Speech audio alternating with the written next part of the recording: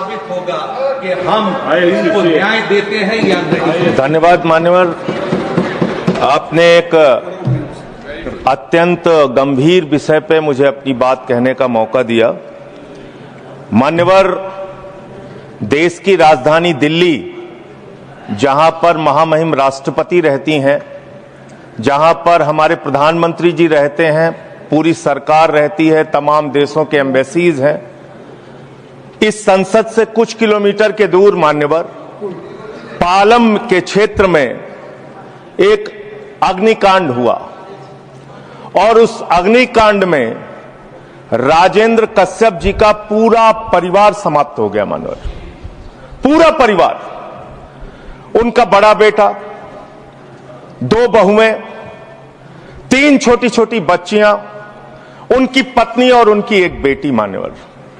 9 लोगों की जान चली गई मान्यवर, और मां और बेटी को जलने के बाद अलग नहीं किया जा सका। जान तो गई 9 लोगों की, लेकिन चिताएं 8 जल पाई।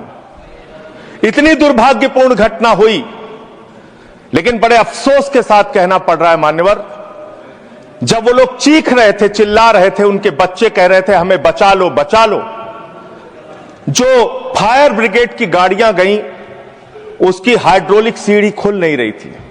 सत्ता पक्ष के कुछ लोगों की तरफ से हंसी आ रही है, मुझे समझ में नहीं आता क्यों हंसी आ रही है मान्यवर। सीढ़ियां नहीं खुली मान्यवर, और तो और छोड़िए, जो सेफ्टी जाल रहता है, सेफ्टी का जाल फायर ब्रिगेड के पास नहीं था कि उस सेफ्टी के जाल में वो लोग कूद के अपनी जान बचा सकें। और तो और मान्यवर, बगल में गद्दे की दुकान थी, वो गद्दे वाला कहता रहा हम ये गद्दा लगा देते हैं, ये बच्चे कूद जाएंगे, इनकी जान बच जाएगी, लेकिन वो गद्दा भी नहीं लगाने दिया गया। यानी कि ये सरकारी लापरवाही के कारण की गई हत्या है मान्यवर, और जो भी दोषी अधिकारी हैं उनके खिलाफ हत्या का मुकदमा दर्ज करके कार्रवाई होनी चाहिए। और कल दिल्ली सरकार के मंत्री ने कहा मान्यवर कि इसमें गलती तो उसी परिवार की थी। इतनी निर्दयता आप लाते कहां से हैं? इतनी निर्दयता आप कहां से लाते हैं? आपने कहा उस परिवार ने होजरी का काम कर रखा था, कॉस्मेटिक के सामान रखे थे, इसलिए वो आग लगी और अग्निकांड हुआ।